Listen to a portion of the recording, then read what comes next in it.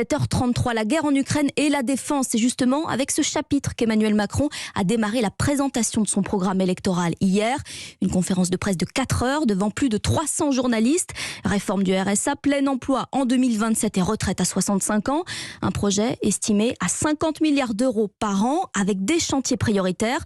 Le travail, la santé et l'école. Pour l'éducation, pas d'annonce choc, mais la promesse d'un changement de méthode. Louise Salé, quelles sont les propositions à retenir ?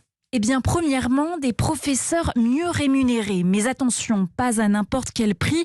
Ce serait en échange de nouvelles missions que les enseignants accepteraient de réaliser en plus, comme le remplacement de collègues. L'enveloppe de l'éducation nationale serait ainsi augmentée de 12 milliards d'euros sur le quinquennat, dont 6 milliards pour les salaires.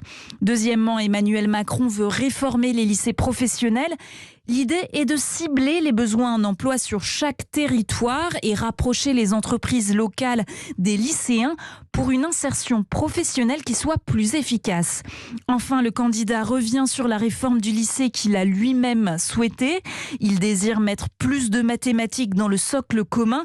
La faible part des maths dans le programme actuel est en effet une conséquence très critiquée du nouveau baccalauréat. Louise Salé du service Société d'Europe 1. Travailler plus pour gagner plus, c'est en substance le pacte qu'Emmanuel Macron propose aux enseignants. Mieux rémunérer par exemple ceux qui proposent de l'aide aux devoirs ou qui acceptent de remplacer leurs collègues absents. Un meilleur salaire sous condition et surtout un chantage malvenu pour Sophie Vénétité. Elle est la secrétaire générale du SNES-FSU, principal syndicat du secondaire. On y voit surtout une manœuvre d'Emmanuel Macron pour transformer le métier d'enseignant, pour essayer de faire passer certaines mesures en jouant un peu la carotte salariale.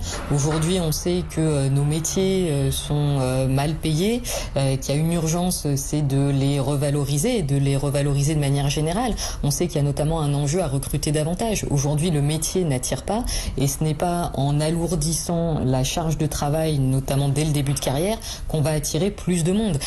Or aujourd'hui on sait très bien qu'il nous manque des enseignants, on sait très bien qu'il manque des étudiants au concours, on sait très bien qu'il manque des enseignants dans les établissements scolaires. Si on veut les retrouver, ces candidats et ces enseignants, il faut augmenter les salaires sans contrepartie. Sophie Vénétité, secrétaire générale du SNES-FSU, principal syndicat des collèges et lycées. Alors hier,